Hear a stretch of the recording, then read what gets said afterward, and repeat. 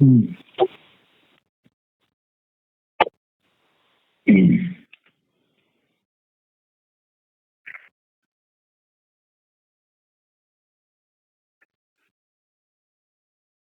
ಹ್ಮ್ ಓಂ ತತ್ವ ಸಮನ್ವಯಾತ್ ಓಂ.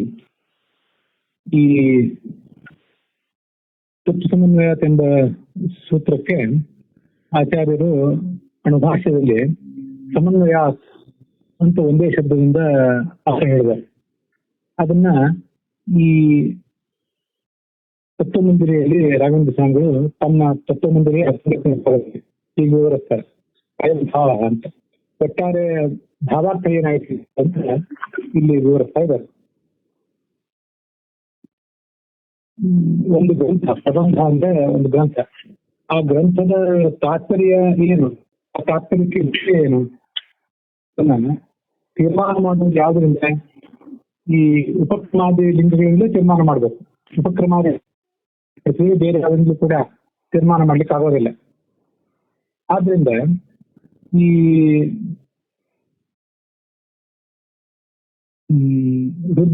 ರುದ್ರ ಸೂರ್ಯ ಗಣಪತಿ ಮೊದಲಾದವರೇ ಶಾಸ್ತ್ರಗಳಿಂದ ಪ್ರತಿಪಾದ್ಯರಾಗಿದ್ದಾರೆ, ಅವರೇ ಸರ್ವಜ್ಞರಾಗಿದ್ದಾರೆ ಇತ್ಯಾದಿ ಕೆಲವು ಮಾತುಗಳೇನಿವೆ.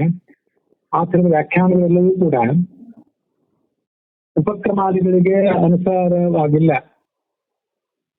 ಮತ್ತೆ ಆಪಾತತಃ ಏನ್ ಕಂಡಿದೆ, ಶಾಸ್ತ್ರವನ್ನ ನೋಡಿದಾಗ ಸ್ಥೂಲ ದೃಷ್ಟಿಗೆ ಏನ್ ಕಂಡಿದೆ ಅದನ್ನೇ ಅವರು ವರ್ಣನೆ ಮಾಡಿದ್ದಾರೆ.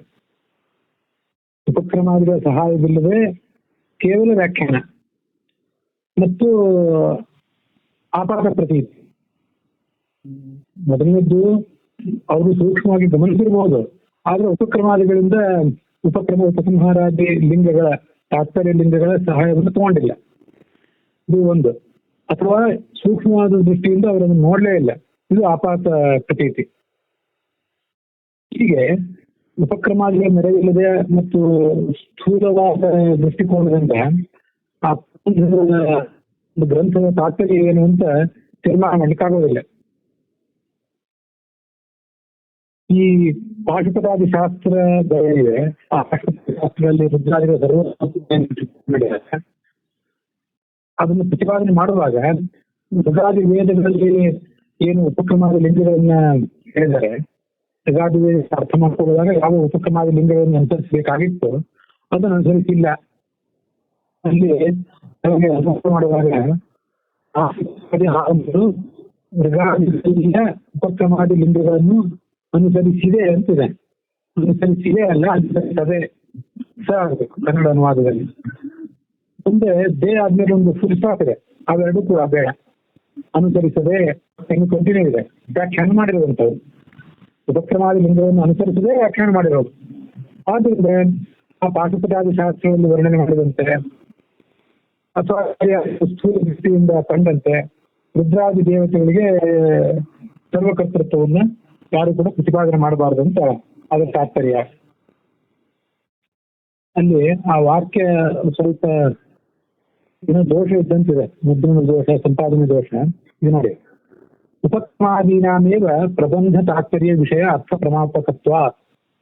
ಉಪಕ್ರಮಾದಿಗಳೇ ಉಪಸಂಹಾರಾದಿಗಳೇ ಪ್ರಮಾಪಕ ಆಗಿವೆ, ಅಂದ್ರೆ ತಿಳಿಸುವಂತವಾಗಿವೆ. ಏನೇನು ತಿಳಿಸುವಂತವಾಗಿವೆ? ಪ್ರಬಂಧ ತಾತ್ಪರ್ಯ ವಿಷಯ ಅರ್ಥ ಪ್ರಮಾಪಕತ್ವ. ಪ್ರಬಂಧ ಅಂದ್ರೆ ಗ್ರಂಥ. ಆ ಗ್ರಂಥದ ತಾತ್ಪರ್ಯಕ್ಕೆ ವಿಷಯವಾದಂತ ಅರ್ಥ ಅಂದ್ರೆ ವಿಷಯ, ತಾತ್ಪರ್ಯಕ್ಕೆ ವಿಷಯವಾದಂತಹ ಅರ್ಥ ಅಂತಂದ್ರೆ ಅಲ್ಲಿ ವರ್ಣಿಸಲ್ಪಟ್ಟಿರುವಂತಹ ಅರ್ಥ. ಅಂತ ಅರ್ಥವನ್ನು ತೀರ್ಮಾನ ಮಾಡುವುದು ಯಾವುದು? ಉಪಕ್ರಮಾದಿಗಳೇ. ಈ ವ್ಯಾಖ್ಯೇಯಸ್ಯ ಉಪಕ್ರಮಾದ್ಯನನುಸಾರಿ ವ್ಯಾಖ್ಯಾನ ಆಪಾತ ಪ್ರತೀತ್ಯೋಶ್ಚ ಅನೇಕರೂಪತ್ವಾತ್. ಉಪಕ್ರಮಾದಿ ಅನನುಸಾರಿ, ಉಪಕ್ರಮಾದಿಗಳನ್ನ ಅನುಸರಿಸದೆ ಮಾಡಿದಂತಹ ವ್ಯಾಖ್ಯಾನಗಳು ಮತ್ತೆ ಆಪಾತ ಪ್ರತೀತಿಗಳು. ಆಪಾತ ಪ್ರತೀತಿ ಅಂದ್ರೆ ಸ್ಥೂಲ ದೃಷ್ಟಿ.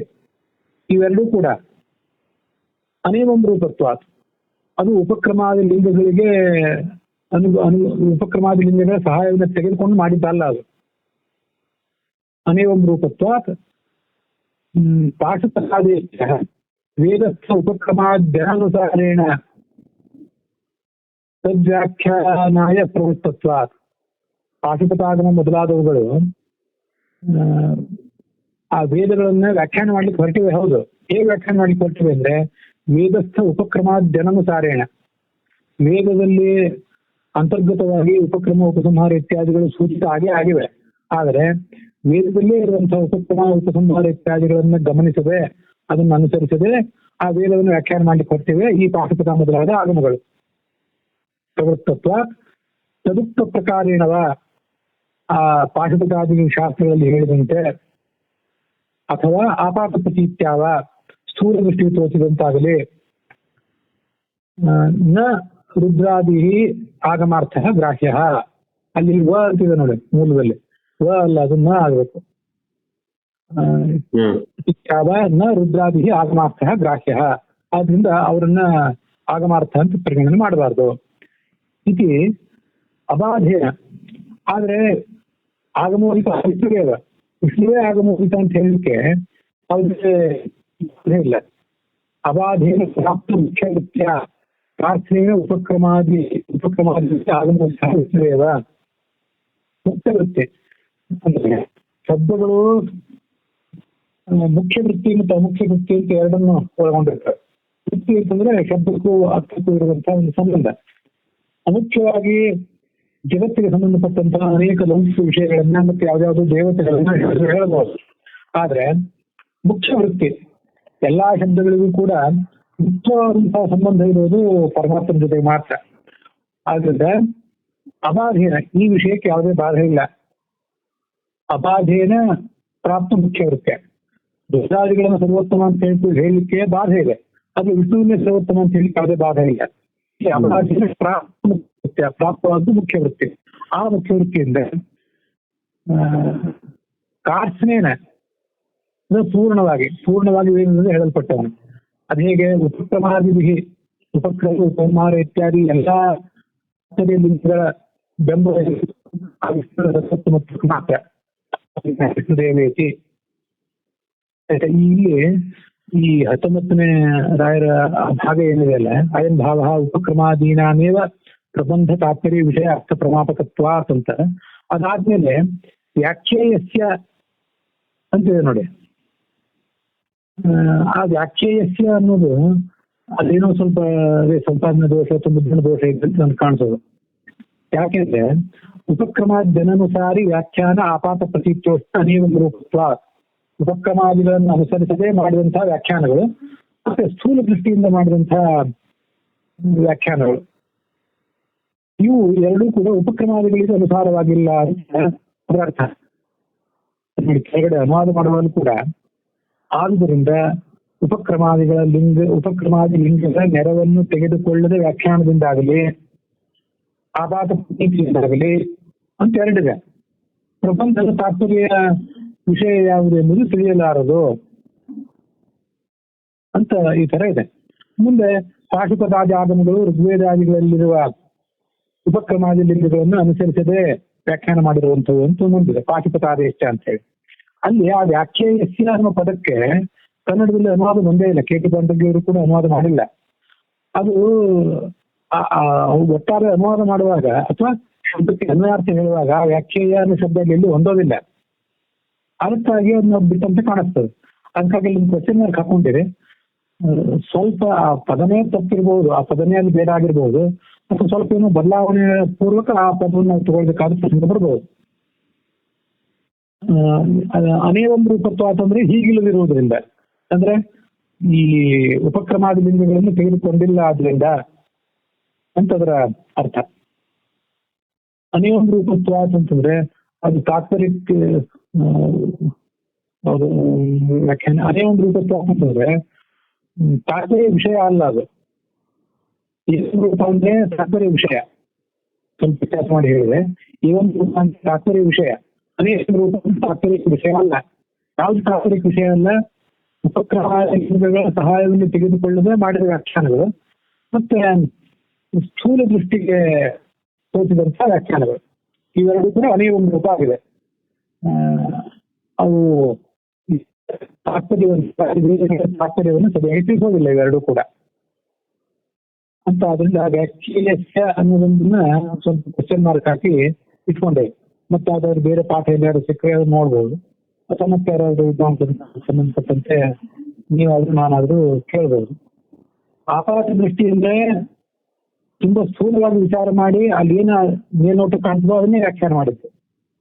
ಮತ್ತೆ ಉಪಕ್ರಮ ಜನಾನುಸಾರಿ ವ್ಯಾಖ್ಯಾನ ಅಂತಂದ್ರೆ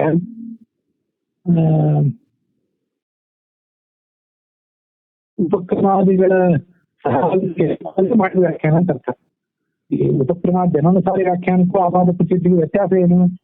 ಉಪಕ್ರಮ ಜನಾನುಸಾರಿ ವ್ಯಾಖ್ಯಾನದಲ್ಲಿ ತೀರಾ ಮೇಲ್ನೋಟಕ್ಕೆ ಸಂಬಂಧಪಟ್ಟಂತೆ ವ್ಯಾಖ್ಯಾನ ಮಾಡಿಲ್ಲ, ಮೇಲ್ನೋಟದ ದೃಷ್ಟಿಕೋನಕ್ಕೆ ಏನ್ ಕಂಡಿರ್ತದೆ ಅದನ್ನ ವ್ಯಾಖ್ಯಾನ ಮಾಡಿಲ್ಲ, ಸ್ವಲ್ಪ ಒಳಗೆ ಆಲೋಚನೆ ಮಾಡಿದ್ದಾರೆ, ಆದ್ರೆ ಉಪಕ್ರಮಾದಿಗಳ ನೆರವನ್ನು ತಿಳಿದುಕೊಂಡಿಲ್ಲ ಅಂತ ಅರ್ಥ. ಆಪಾತ ದೃಷ್ಟಿ ಅಂತಂದ್ರೆ ಮೇಲ್ನೋಟಕ್ಕೆ ಏನ್ ಕಾಣ್ತದೋ ಅದನ್ನೇ ವ್ಯಾಖ್ಯಾನ ಮಾಡಿಬಿಟ್ಟಿದ್ದಾರೆ.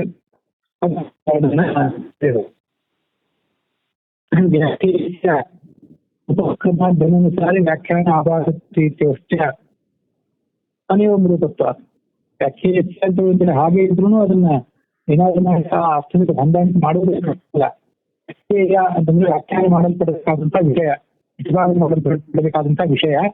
ಈ ವಿಷಯವು ಮತ್ತೆ ಉಪಕ್ರಮ ಜನಾನುಸಾರಿಯಾದಂತಹ ವ್ಯಾಖ್ಯಾನ ಮತ್ತು ಆಪಾತ ದೃಷ್ಟಿಗಳು ಅಂದ್ರೆ ಸ್ಥೂಲದ ದೃಷ್ಟಿಕೋನಗಳು, ಇವು ಮೂರು ಕೂಡ ಅನಿಯಮೃತತ್ವ ವ್ಯಾಖ್ಯೆ ಶಬ್ದ ಈ ವಾಕ್ಯದಲ್ಲಿ ಅನ್ವಯ ಮಾಡುವುದಾದ್ರೆ ಒಟ್ಟು ಈ ಮೂರು, ಒಂದು ವ್ಯಾಖ್ಯೆ, ಇನ್ನೊಂದು ಉಪಕ್ರಮ ಜನಾನುಸಾರಿ ವ್ಯಾಖ್ಯಾನ, ಮತ್ತೊಂದು ಆಪಾತ ಪ್ರತೀತಿ. ಈ ಮೂರು ಕೂಡ ಅತ್ಯಂತವಾಗಿವೆ. ಈ ಕೇಳಾಗಿಲ್ಲ ಪ್ರಬಂಧದ ತಾತ್ಪರ್ಯ ಅದು ಕೂಡ ಅಂತ ಅದರ ತಾತ್ಪರ್ಯ ಆಗ್ತದೆ ನೋಡಿ. ಆ ಶಬ್ದಾರ್ಥ